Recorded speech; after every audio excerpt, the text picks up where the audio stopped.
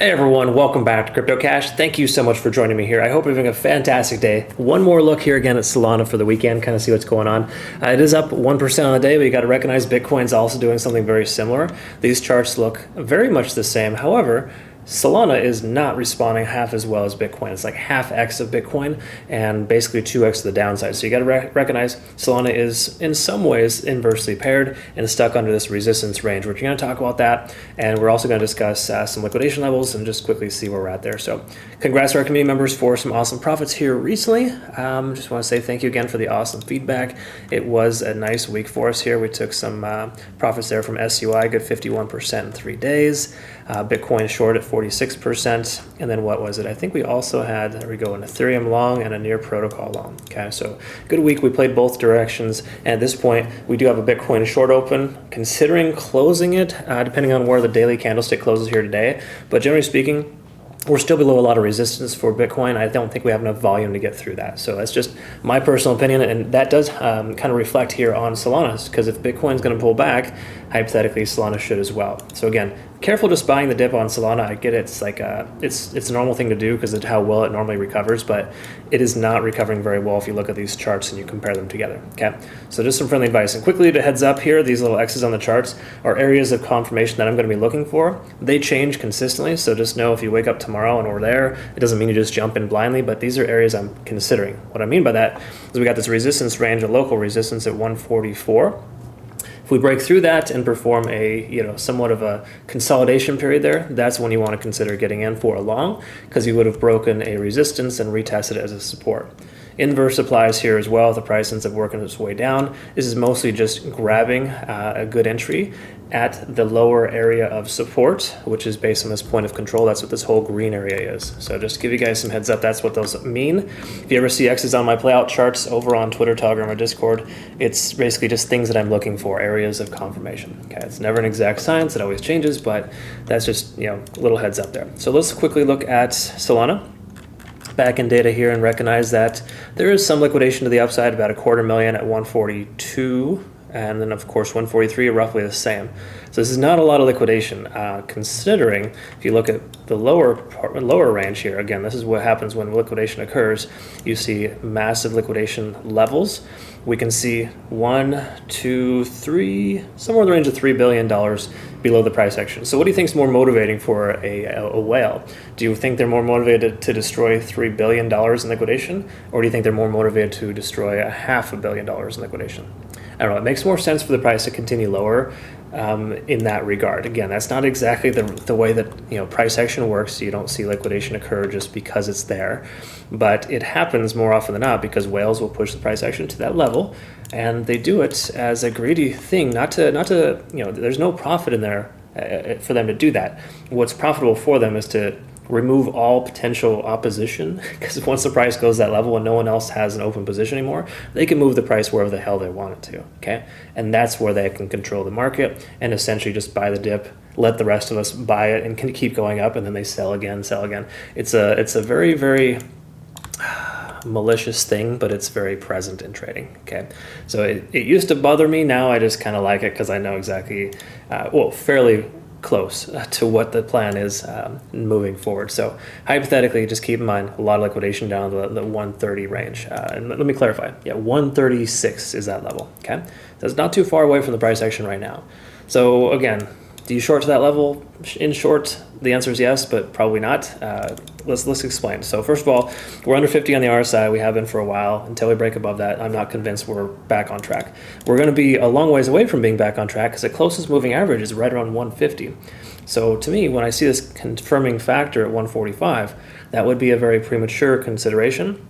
But more importantly, if I took a long at 145, I would make sure that I paid close attention to it, and I would ensure also that I have tight targets, something that's closer to the goal. But the easy way to summarize it here, and the daily's been the same for a long time here, there's no bullish, confirmation factors that we see here so far that let us know that we are on the right track. And this even goes further here. If you take a look at this trend line here that's running concurrent with the 20-day SMA, you can see that we're still establishing lower highs and lower lows. Okay, so look at this here.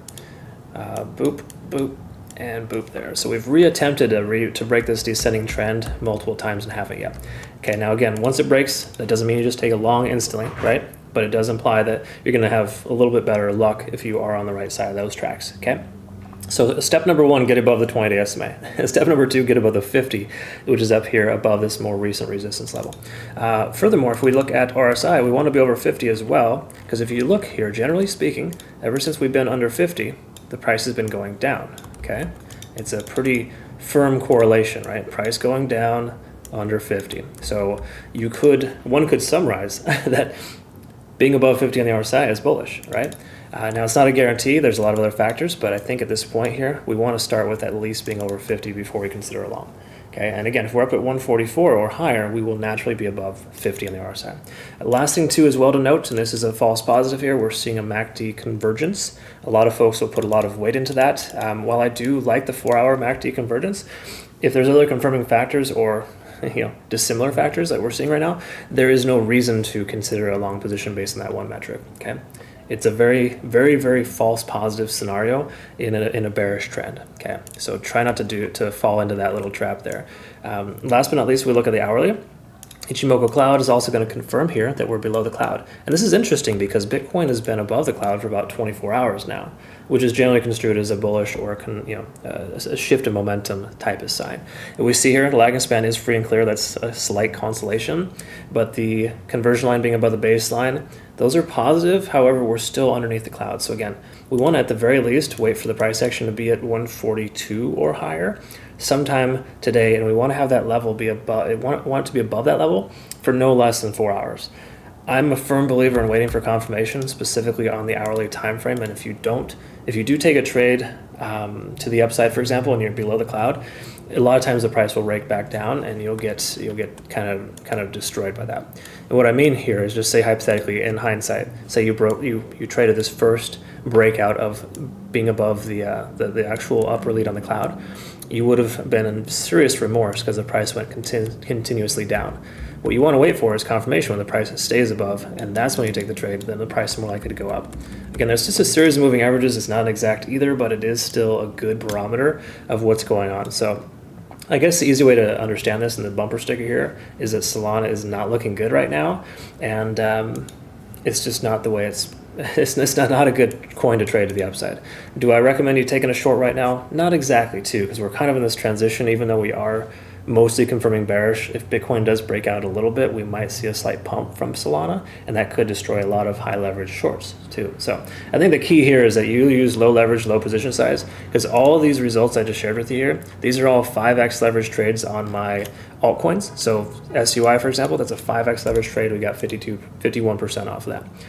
Bitcoin and Ethereum, I happen to 10x those coins, but it's just because I feel more comfortable and confident taking those, and that's just my personal preference, right? But again, you take a look at this here, you look at how well Bitcoin's doing, quote unquote, and you compare that with Solana. There is no comparison here, but we can also see that there is a potential break of this more recent resistance at 141. So I wouldn't be surprised if the price does run up to this level. So with my previous playout charts here, hypothetically, I think we're going to see a rejection at 143, 144 if the price continues higher. If the price goes past that level and it retests that, then it might be worth getting in. Between now and then, I think a short around 142, 143 may be worth consideration. And again, a lot of that is based on the premise that Bitcoin is still holding below its significant resistance range. Okay. Once that breaks, if Bitcoin does confirm above 59.6, upwards of 60K here today, it might be a shift in momentum there, kind of letting us know the price is going further up, right?